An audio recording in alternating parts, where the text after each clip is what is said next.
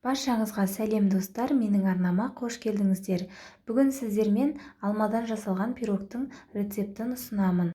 Шай мен ішкенге тәтті бір нәрсе іздесеңіз, міндетті түрде осы пирогты дайындап көруге кеңес беремін. Жасалу жолы да оңай, құрамы да қарапайым болып келеді. Видеоны соңына дейін қарап, каналға жазылуды ұмытпаңыз. Қажетті құрамын мөлшерін төменгі описанияға жазып қоямын. Ең алдымен қамырын илеп алайық. Ол үшін алдын ала електен өткізіп дайындалған ұнға сары майды ауната отырып, қолмен езіп, түйіршік ұнтақ етіп жасап аламыз.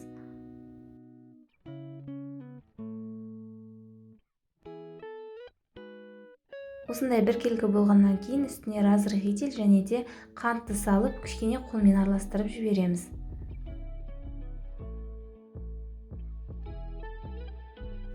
Үстіне бір жұмыртқаны жарып саламыз. 1,5 ас қасық майонез немесе майонездің орнына қаймақты салуға болады. Қолмен араластырып жіберіп, қамыр илейміз. Бір келкі болғанша қамыр илейміз. Міне осындай қолға жабыспайтын бір келкі қамыр шығады. Жарты сағатқа холодильникке салып қоямыз. Міне холодильникте тұрған қамырды алдым, үлкен және кіші екі бөлікке бөлеміз. Алдымен диаметрі 26 см болатын формаға пергамент қағазын төсеп дайындап аламыз. Қамырдың үлкен бөлігін жайып, жаңағы формаға бір келкі етіп орналастырып шығамыз.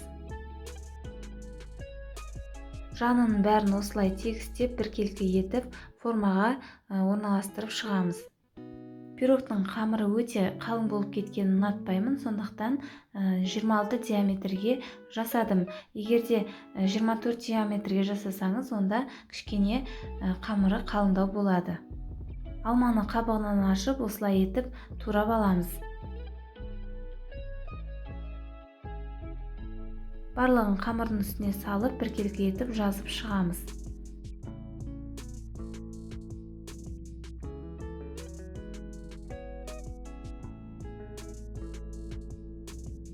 Үстіне қалауымызша мейіз салуға болады. Қамырдың екінші бөлігін үстіне әсемдеу үшін пайдаланамыз. Осылай бөліктерге бөліп, қолмен созып шығамыз. Бәрін осылай созып дайындап алдым. Енді пирогтың бетіне тор етіп жасап шығамыз.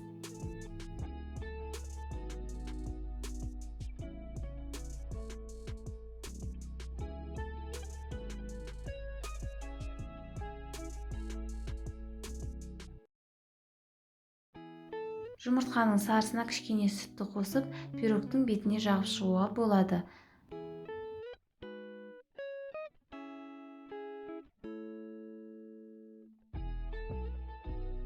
Алдын ала қызып тұрған пеште 180 градуста 30 минутта пісіріп аламыз. Міне пирогымыз пісті, суығаннан кейін формадан босатып алуға болады.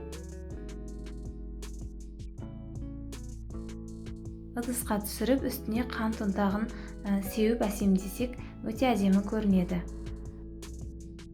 Пирог жұмсақ болып шығады, сондықтан оңай кесіліп жатыр. Міне арасы осындай болып шығады. Алма қосылып дайындалатын пирогтарды өте жақсы көремін. Сондықтан осы пирогты мен өте жиі дайындаймын.